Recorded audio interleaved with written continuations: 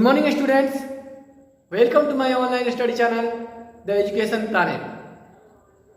ये मेरा तीसरा वीडियो है। पिछले वीडियो में मैंने भौतिकी के पहले अध्याय प्रकाश के परावर्तन तथा अपवर्तन की शुरुआत की थी, जिसमें मैंने आपको प्रकाश का परिचय कराया था और साथ ही साथ उसके कुछ विभिन्न पदों के बारे में बताया था।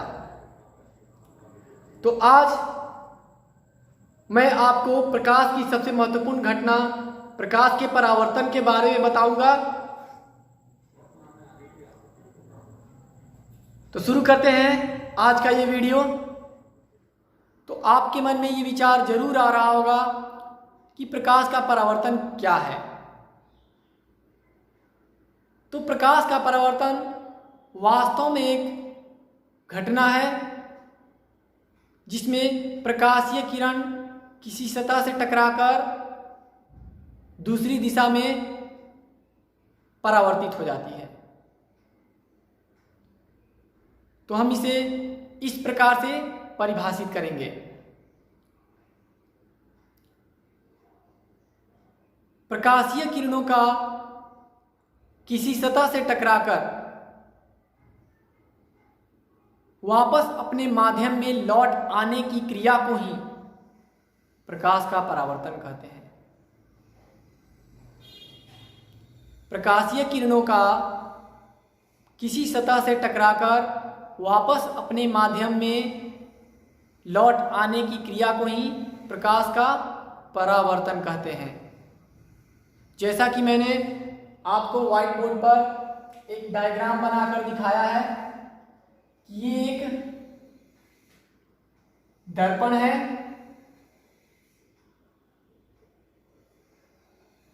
या कोई भी परावर्तक सतह जिससे प्रकाश परावर्तित हो सके, और ये प्रकाशीय किरण इस पर आकर पड़ती है। दर्पण के किसी बिंदु से टकराने के बाद वापस लौट जाती है। अब आपके मन में ये विचार जरूर आ रहा होगा कि मैं बोल रहा हूं वापस अपने माध्यम में, जबकि किरणें इधर से आ रही हैं और इधर जा रही हैं। तो अपने माध्यम में कहने का तात्पर्य यह है कि हवा से होती हुई आ रही है और हवा में ही जा रही है, यानी कि हवा में आ रही है और हवा में ही जा रही है, यानी कि वापस अपने ही माध्यम में। हवा यहां पर इस प्रकाशीय किरण के लिए माध्यम है।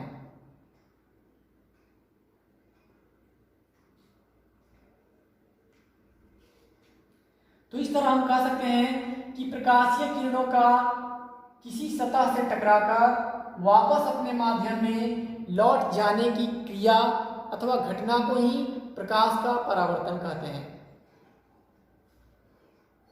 ये प्रकाश का परावर्तन दो प्रकार का होता है। इसे भी मैंने डायग्राम से समझाने का प्रयास किया है। प्रकाश के परावर्तन दो प्रकार के होते हैं। पहला नियमित परावर्तन तथा दूसरा अनियमित परावर्तन। अनियमित परावर्तन को विसरित परावर्तन भी कहा जाता है। तो सबसे पहले हम यह जान लेते हैं कि नियमित परावर्तन क्या है।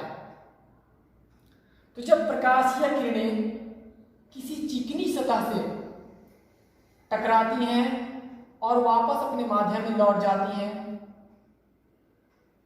तो इस प्रकार के प्रकाशीय किरणों के परावर्तन को ही नियमित परावर्तन कहा जाता है।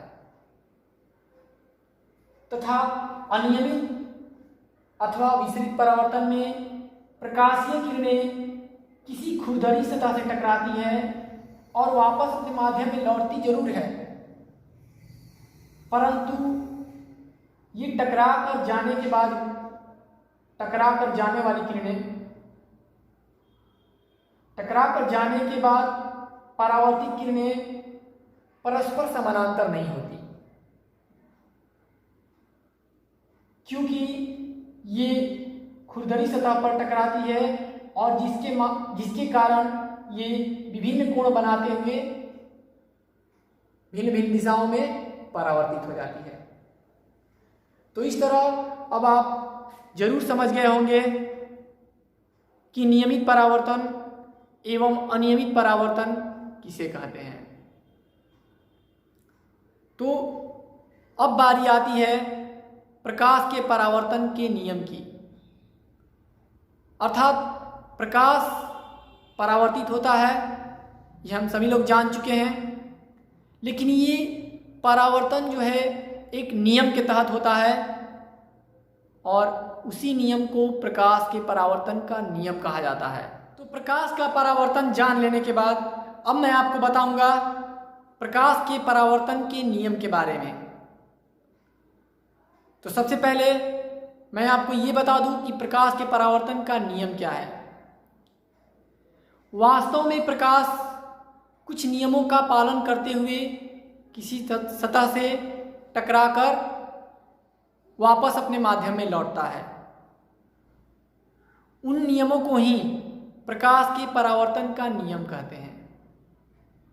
प्रकाश के परावर्तन के दो नियम होते हैं। पहला, परावर्तित किरण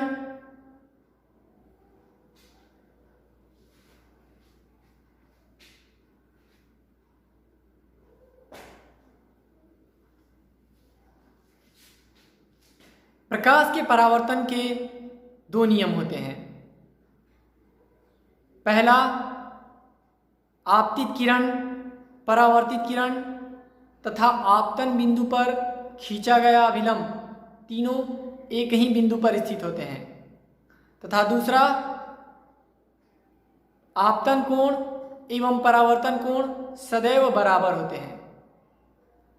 इन नियमों को भली भांति समझने के लिए मैंने एक किरण आरेख खींचा है, जिसे मैं आपको धीरे धीरे करके बताता हूं। तो ध्यान दीजिए।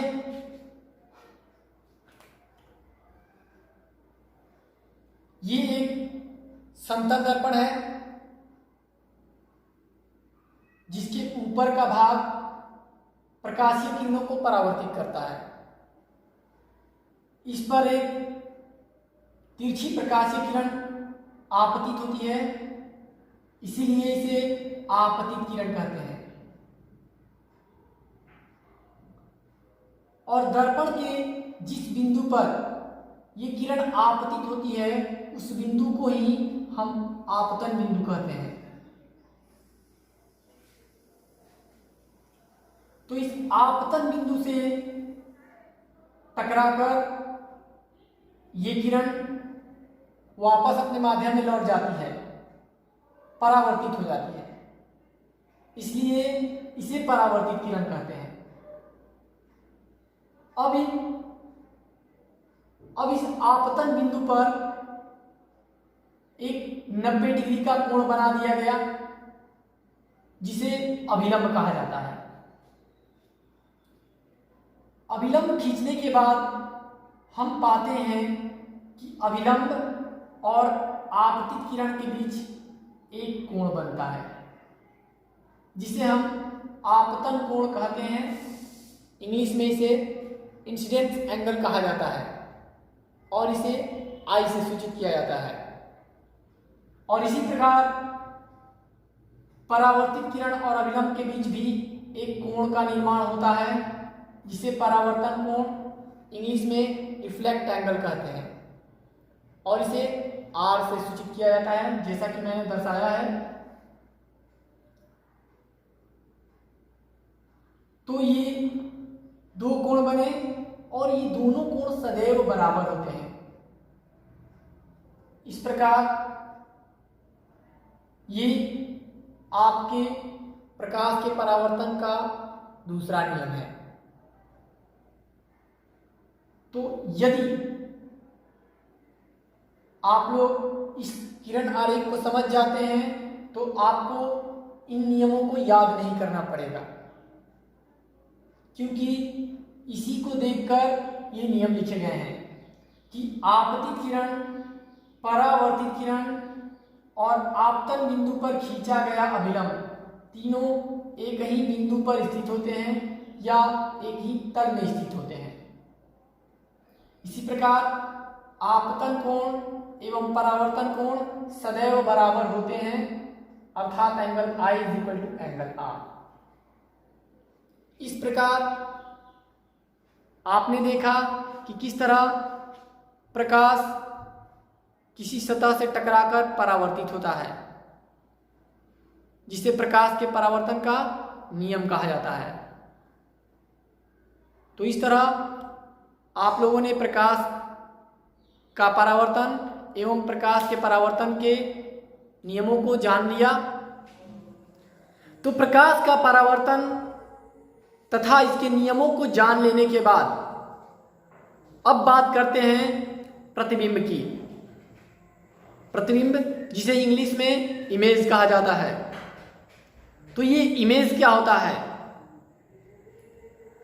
तो सबसे पहले मैं इमेज अर्थात प्रतिबिंब की परिभाषा बता देता हूं, तत्पश्चात मैं इसे एक किरण आरेख की मदद से आप लोगों को समझाऊंगा।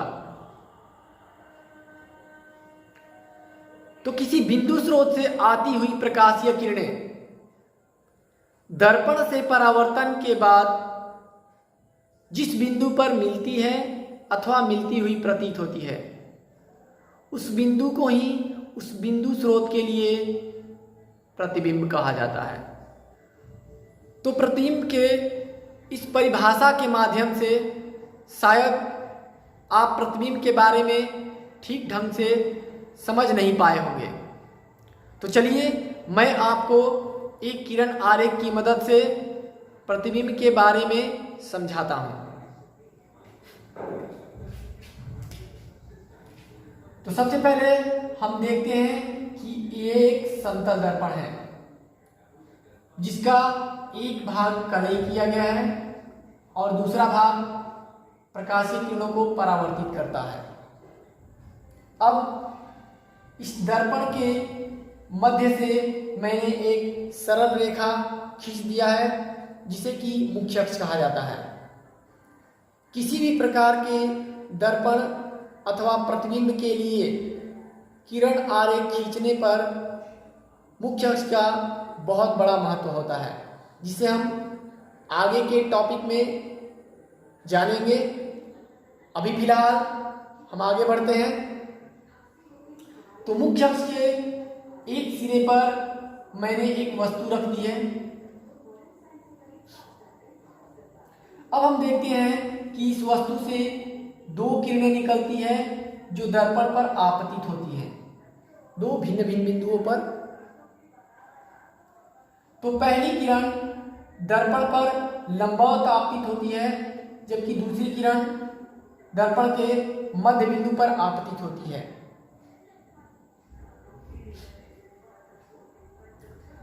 तो लंबवत आपतित होने वाली किरण उसी पथ पर वापस लौट जाती है, जबकि दूसरी किरण दूसरी दिशा में परावर्तित होती है, जो कि प्रकाश के परावर्तन के नियम के अनुसार हो रहा है। अब यदि पहली किरण को कोई व्यक्ति देखता है तो उसे ऐसा प्रतीत होता है कि ये किरण दर्पण के पिछले हिस्से के किसी बिंदु से आ रही है। इसी प्रकार दूसरी किरण को भी यदि कोई व्यक्ति देखता है तो उसे भी ऐसा ही प्रतीत होता है कि ये किरण दर्पण के पिछले हिस्से के किसी बिंदु से आ रही है। और तब हम जब दोनों किरणों को पीछे की ओर बढ़ाते हैं तो हम पाते हैं कि ये किरणें एक दूसरे को एक बिंदु पर प्रतिच्छेदित करती है। इस बिंदु पर हम एक लंब खींच देते हैं जो कि मुख्य अक्ष तक होता है, और इसी लंब को ही इस वस्तु के लिए प्रतिबिंब कहा जाता है। तो इस प्रकार अब आप प्रतिबिंब की परिभाषा को भली भांति समझ गए होंगे। तो अब बात करते हैं प्रतिबिंब के प्रकार की। प्रतिबिंब होते कितने प्रकार के हैं?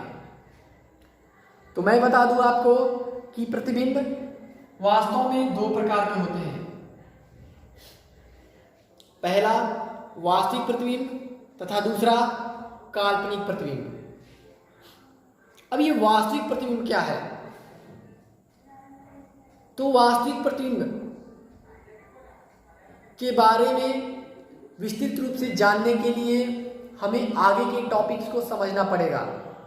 अतः आज मैं आपको केवल वास्तविक प्रतिबिंब की परिभाषा बताऊंगा, तत्पश्चात काल्पनिक प्रतिबिंब की परिभाषा बताऊंगा और इसे एक किरण आरेख की मदद से अगले वीडियो में समझाऊंगा। तो चलिए हम जानते हैं कि वास्तविक प्रतिबिंब की परिभाषा क्या है। किसी बिंदु स्रोत से आती हुई प्रकाशीय किरणें दर्पण से परावर्तन के बाद जिस बिंदु पर मिलती हैं उसे ही उस बिंदु स्रोत के लिए वास्तविक प्रतिबिंब कहा जाता है। आपको लग रहा होगा ये तो प्रतिबिंब की परिभाषा है। तो प्रतिबिंब की परिभाषा, वास्तविक प्रतिबिंब की परिभाषा एवं काल्पनिक प्रतिबिंब की परिभाषा तीनों बिल्कुल मिलती जुलती है। अतः आप बिल्कुल ध्यान से सुनते रहिए, आपको इनके बीच का अंतर भली भांति समझ में आ जाएगा। तो अभी मैंने आपको वास्तविक प्रतिबिंब की परिभाषा के बारे में बताया। अब मैं आपको काल्पनिक प्रतिबिंब की परिभाषा बताता हूं। तो किसी बिंदु स्रोत से आती हुई प्रकाशीय किरणें दर्पण से परावर्तन के बाद जिस बिंदु पर मिलती हुई प्रतीत होती है उसे ही उस बिंदु स्रोत के लिए काल्पनिक प्रतिबिंब कहा जाता है। तो काल्पनिक प्रतिबिंब की ये थी परिभाषा। शायद ये परिभाषाएं आपको ठीक ढंग से नहीं समझ में आ रही होंगी। तो काल्पनिक प्रतिबिंब के लिए मैं थोड़ा सा और समझाने का प्रयास करता हूं। जैसा कि मैंने दर्पण के लिए किरण आरेख खींचा है, तो इस किरण आरेख में हमने किरणों को पीछे की ओर बढ़ाकर देखा कि ये किरणें कहीं कटती हुई प्रतीत होती है। वास्तव में ये किरणें कट नहीं रही हैं, परंतु किरणों को पीछे बढ़ाने पर हम देखते हैं कि ये दोनों ही किरणें किसी बिंदु पर कटती हुई प्रतीत होती है। तो इस प्रकार से बने हुए प्रतिबिंब को ही काल्पनिक प्रतिबिंब कहा जाता है। जबकि वास्तविक प्रतिबिंब में ये दोनों ही किरणें वास्तव में कटती हैं, इन्हें आगे अथवा पीछे बढ़ाने की आवश्यकता बिल्कुल नहीं पड़ती। तो वास्तविक प्रतिबिंब के लिए किरण आरेख मैं अगले वीडियो में बताऊंगा। अब मैं आपको इन दोनों प्रकार के प्रतिबिंबों के बीच का अंतर बता दूं। तो वास्तविक प्रतिबिंब तथा काल्पनिक प्रतिबिंब दोनों में कुछ मुख्य अंतर होते हैं। तो पहला अंतर यह है कि वास्तविक प्रतिबिंब किरणों के वास्तविक कटान से बनता है, जबकि काल्पनिक प्रतिबिंब परावर्तित किरणों के काल्पनिक कटान से बनता है। ये था पहला अंतर। दूसरा अंतर यह है कि वास्तविक प्रतिबिंब को पर्दे पर प्राप्त किया जा सकता है, जबकि काल्पनिक प्रतिबिंब को पर्दे पर प्राप्त नहीं किया जा सकता। तथा तीसरा अंतर यह है कि वास्तविक प्रतिबिंब सदैव उल्टा बनता है, जबकि काल्पनिक या आभासी प्रतिबिंब सदैव सीधा बनता है। इस प्रकार वास्तविक एवं काल्पनिक प्रतिबिंबों के बीच ये तीन मुख्य अंतर थे। तो ये थी आज की क्लास, आज का वीडियो। जिसमें मैंने आपको प्रकाश के परावर्तन, उसके नियम एवं प्रतिबिंब के बारे में बताया। अगले वीडियो में हम इसके आगे के टॉपिक्स को जानेंगे। तब तक के लिए धन्यवाद।